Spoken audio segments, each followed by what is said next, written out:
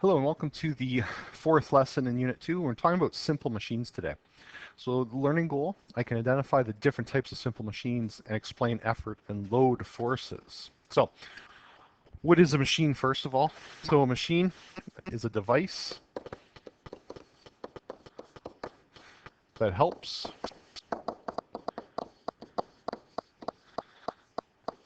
us perform tasks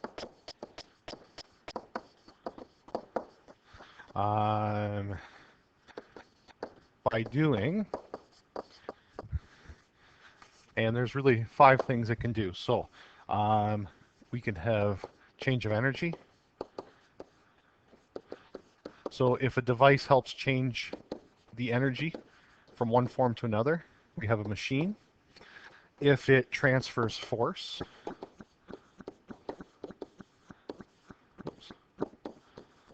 it's a machine. Number 3, if it changes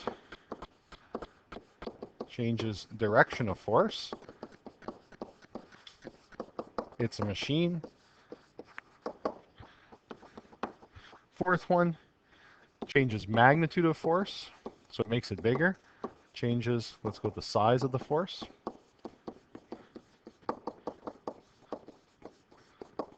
And the fifth one, changes distance or speed. So it just has to do one of those 5 things to be considered a machine. All right, so those are the 5 criteria for a machine. So there are 2 families of machines. Okay, so we have the levers and we have the inclined plane family. All right, so those are the 2 types of machines we're going to talk about in this particular lesson. So there's the definitions. The definitions are important because they allow us to kind of understand what we're talking about. I've already got them typed up for you because what we want to do is we want to put a picture with some of this stuff. So a lever is a rigid bar that rotates around a support called the fulcrum. So let's give ourselves a picture. So let's talk about, let's say, keep it simple, let's say wheelbarrow. Wheelbarrow. All right, so here's the wheel. Here's the handle on my wheelbarrow. And here's my fancy bucket load. Okay, so this here, your handle, is your lever. All right, and it rotates around a support called the fulcrum, so that would be around the axle. So that's your fulcrum. An effort force. So the effort force is you doing some work here. So if we put a free body diagram here, here is your effort force. This is you lifting. All right, so that's your effort.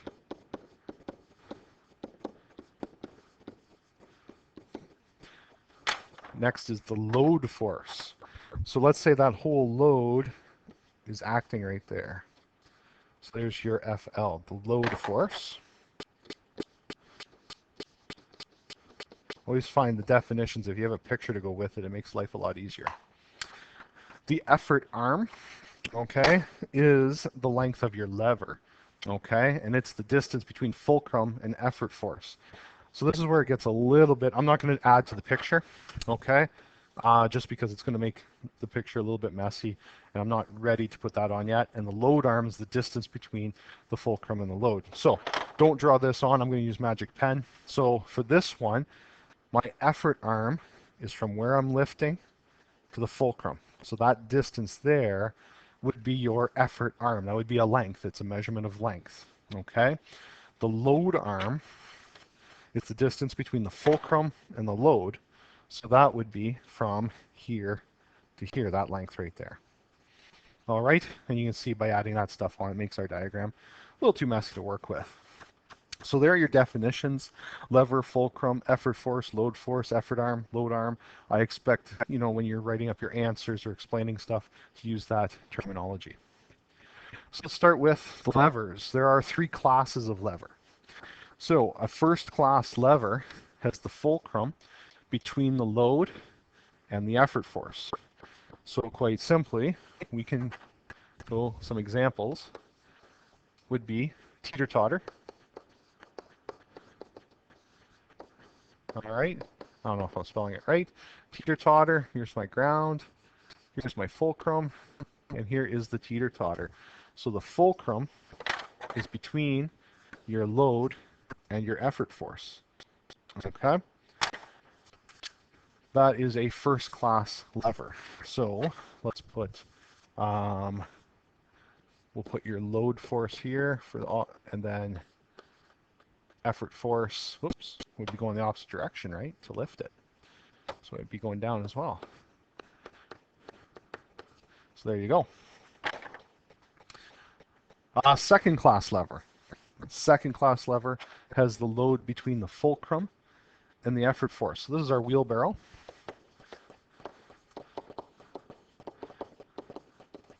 Wheelbarrow. So what does it look like? Go over here for a little bit more space. Here's my fulcrum. Going to keep it simple. So here was my load force. So this would be my effort force. Okay, so there is a second class lever. Third class lever is a it has the effort force between the fulcrum and the load force. So the example here is a fishing pole. So when you are out fishing, you are using a third class lever. So here's your hands, your fulcrum. There's the fishing rod. Here's your load force. And your effort force is kind of the end of your hand where you're twisting upward. All right, so I guess some people might lock this into your belly when you're hauling in the big ones, but if you think of it, your kind of your base hand, you have your usually have two hands on the fishing pole when you're reeling it in. I'm right-handed, so my left one would be right at the end of the pole, right here, and my other one would be right here. So my one hand is acting as the fulcrum, and the other one is acting as the effort force. All right, so there are three classes of levers. You know, put them on your cheat sheet, keep it simple. Teeter-totter, wheelbarrow, fishing pole, give you a general idea of what we're going to be looking for. So here's some real-world applications for us that we'll go through, talk about briefly.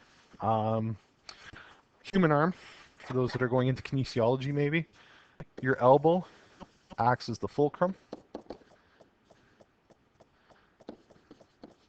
All right, your hand, let's say we're pushing outward.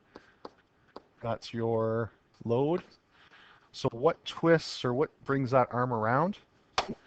All right, well, it's your tricep, your muscles right here. So that's where the effort force comes in. So when people are doing calculations with regard to muscles, they are doing these calculations, these load calculations that we're going to talk about in a little bit.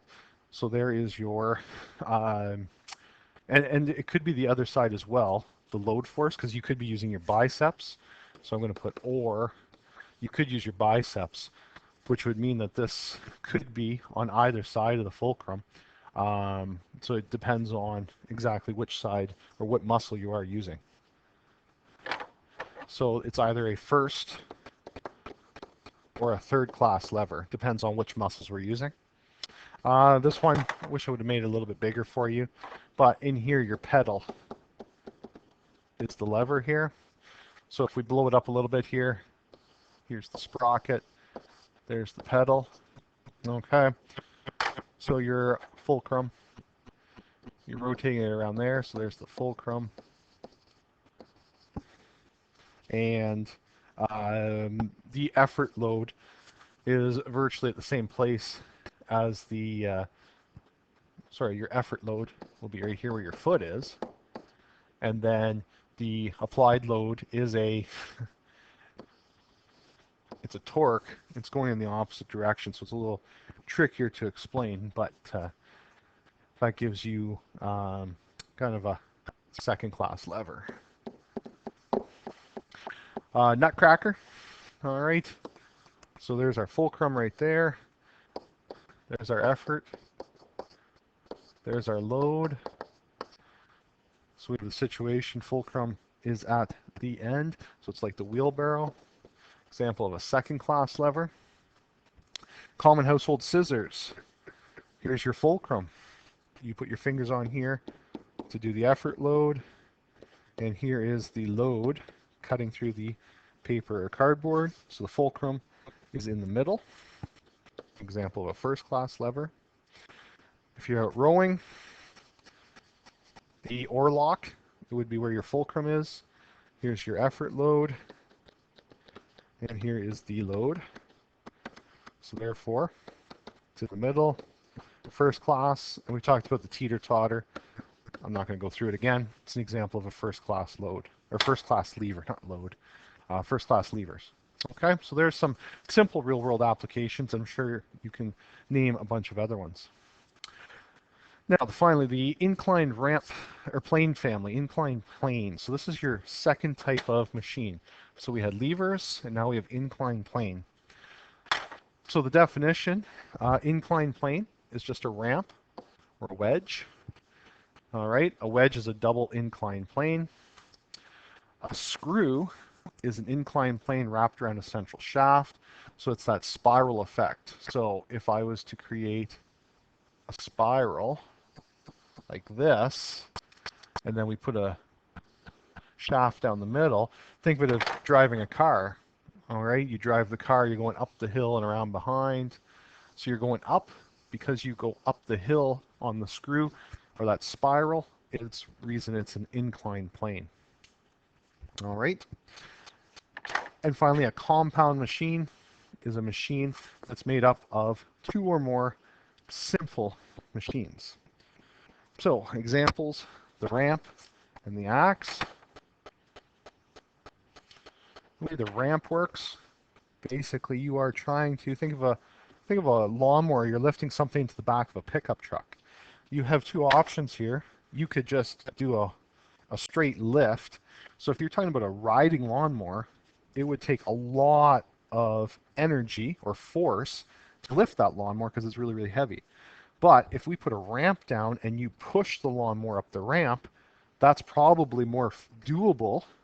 So what this ramp is doing, because it's allowing for a transfer of forces, transfer of energy, it's acting as a machine, and it allows us to reduce that force to move the object from point A to point B a lot easier than going from C to B.